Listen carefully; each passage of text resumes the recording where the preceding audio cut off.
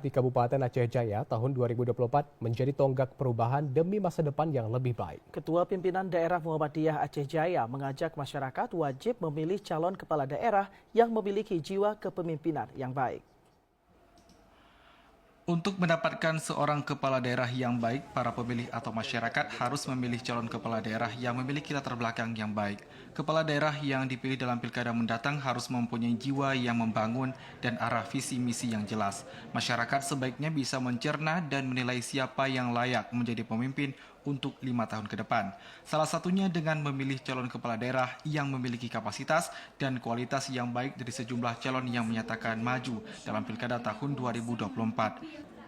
Pimpinan Daerah Muhammadiyah Aceh Jaya Yuliansyah saat acara dialog pengawasan partisipasi pemilihan yang dilakukan oleh Panwasli Aceh Jaya mengajak para pemilih lebih teliti dan cermat dalam memberikan hak suaranya untuk memilih calon bupati wakil bupati Aceh Jaya pada pilkada nanti.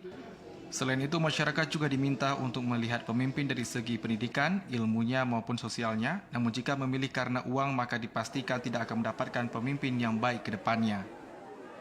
Sebenarnya, kalau pemilih itu pemilih ideal yang cerdas, mereka bisa melihat, kita berharap akan lahir pemimpin yang baik.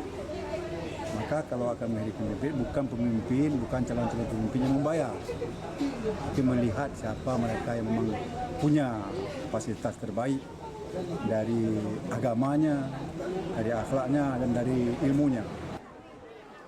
Oleh karena itu, PD Muhammadiyah Aceh Jaya mengajak masyarakat untuk berpartisipasi dan mengawasi pilkada. Melalui mekanisme ini diharapkan pilkada bisa melahirkan pemimpin yang baik demi Aceh Jaya yang lebih baik. Dari Aceh Jaya, Muslia di TV Aceh melaporkan.